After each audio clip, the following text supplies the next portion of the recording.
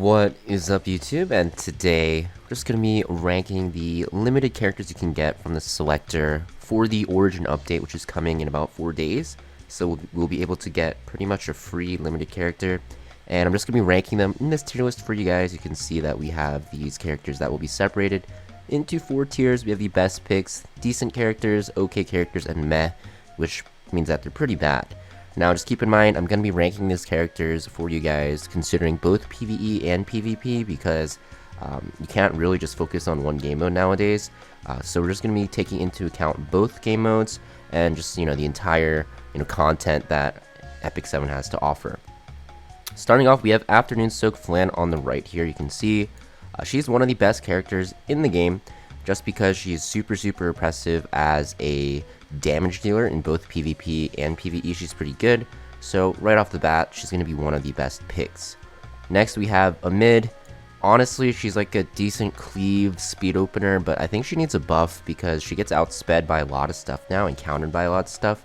You can build her on very high speed, but she also needs effect resist, which makes her pretty hard to use. Otherwise she gets hard countered by like Zeo, and even then Zeo can counter her if he has very high effectiveness as well, so I don't think she's that great of a unit. She definitely needs some help. Blooming Lidica, she's an okay unit, mostly going to be used in aggressive cleave comps for PvP. Also, I forgot to mention, a mid is not that great in PvE. PvE, Blooming Lidica is not that great either. I think she's like at the bottom of the okay tier, not really the strongest unit that you can go for. Biblis, another okay unit. She's decent in PvE for what's it called, Queen Boss, because of her passive against extra attacks and counter attacks and stuff like that. But outside of that, not really used anywhere in PvE, and in PvP she is not used at all. Cerise, meh unit. She does see a little bit more play than a mid because you can use her in like one expedition, like Dark Expedition for PvE, but in PvP content, not the best opener either. Diane. Now Diane is definitely growing on me. Actually, when I was late season rushing for RTA to get the skin, I actually used her a lot because she's pretty solid in PvP if you have a decent carry. And with the recent buffs to characters such as like Sylvan Sage Vivian, if you're playing like Bloodblade Karn comps, or even Afternoon Soak Flan comps, or with Tori even, she's a pretty good support character because she has really powerful buffs, penetration resistance, critical hit resistance, and also cycles very fast and has attack buff for your team. That being said, she does have some counters out there. She does lose to injury if she goes against very slow team comps with injury. She will eventually just become pretty useless. And also she gets countered by anything that counters non-attack, like Celine completely destroys her. And yeah, there's just better support characters I'd say that are out there for PvP. But for PvE she's also very strong, but she's kind of like a worse version of Tamarin for PvE, so I think decent is pretty good for her.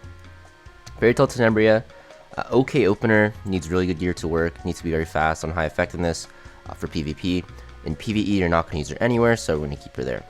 Also, I forgot to mention, I don't really know if all these characters will be available on this tier list. Just a disclaimer, I'm just kind of putting them all in case, they don't have any restrictions, but most likely they'll have a restriction for what's available. So, like, if they're too recent, you probably won't be able to get them. But in the case that they don't do that, I'm just going to be ranking everything. Festive Ada, just a meh unit. I'll put her in okay because she can be used in like cleave, but not the best. Frida, very decent support. She is very good for aggressive players. I'm going to put her in decent. I think some people might put her a little bit higher up in this tier, but I think, right below DN is fine for now. Holiday Euphine, not the best character. I think she really needs help, actually. I'm going to put her in meh. Even though RT is changing a bit, where burns are stronger, maybe she'll go up. So I guess maybe we'll put her somewhere around here. And with Sigurd's Scythe changed, maybe... Or not Sigurd's Scythe. Is it Sigurd's Scythe? Anyways, there's like an artifact that was changed that makes you like burn AoE or something, so maybe that'll make her good. Laia, one of the best characters still for limited characters, gets countered by the same stuff, injury and stuff like that, but still a very strong character nonetheless. You can play her into slow comps. If they don't have injury, you'll eventually win with her S3, and she's just very good. Landy, I'm going to put at the top of decent. I think with the changes to how her passive works, she might actually go higher, but honestly, I'm going to put her in one of the best picks because she's so good in PvE content still, and she's also, I don't know how she'll do in PvP. But from what it looks like, I think she'll be playable. I don't think she'll be like super OP, so probably here is the best. Hot take, maybe she's like one of the best picks. But if you're new to the game, she's definitely one of the best characters because she's so strong in PvE content. But if you aren't new to the game and you have a lot of your teams built, maybe like somewhere around here is better. Luthe, I think she needs a buff again because she just isn't that great. She gets countered by injury, and injury is so frequent in this game, so I don't think she's that good. Luna, she's okay for some PvE content, but honestly, she needs a buff as well, just because you can replace her with a lot of characters. Midnight Galilius, I'm going to put her up here. She's super good in PvE for some bosses, and she's also super strong in PvP for like Guild Wars offense, especially because any team that has a lot of health stacking characters, you bring her and she'll like one-shot one of them and boost your team. So I'm going to put her probably somewhere around here. Ocean Breeze Luca, another decent character. She's very strong at dispelling, and she's very good on defense teams, surprisingly. For PvE, you're not going to use her, but she's still decent. Seaside Bellona, she's got buffed, but I don't know how she'll be. Right now, she's somewhere around here. Yeah, she's pretty good for Wyvern and stuff like that in like early game PvE, but she isn't the best. Her damage isn't the highest compared to other characters, compared to like Landy. But for PvE, she's like okay. In PvP, you can use her, especially after her buffs, but I don't think she's that great still.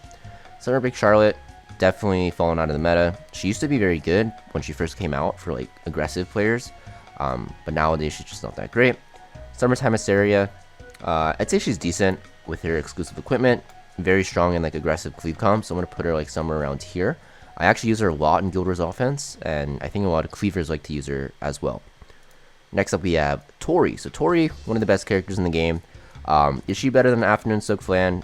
I don't know. I think they're very close. Very strong. I'll put them on the same tier, but I don't know which one's better. Even though Afternoon Soak Flan has some counters, I think Tori isn't as good as her because Afternoon Soak Flan is that oppressive. So we'll keep them in the same tier, but I think these three are pretty equivalent. Young Senya, she's also probably one of the best picks because she counters her study super hard. Very good cleanser. And you can bring her with like any earth health scaling bruiser in the front, and she's very strong. If you pair Laya and Young Senya together for PvP, extremely good. PvE not that great, but PvP she's extremely powerful. This is the tier list though that I came up with for the limited selector. Let me know in the comments down below what you guys think. I think it's pretty accurate considering PvE and PvP aspects of the game. But like I said, if you guys disagree, just let me know in the comments down below what you guys think. Like I mentioned, not all these characters will be available most likely, but in the case that they are, this is what we're doing. And if you guys want to see the tier list with all the names, which I probably should have done at the start of the video, here you go. This is what you can see for the tier list in case you don't know all the names of all the characters yet because you're newer to the game. Thank you for watching though, guys, and I'll see you guys next video. See ya.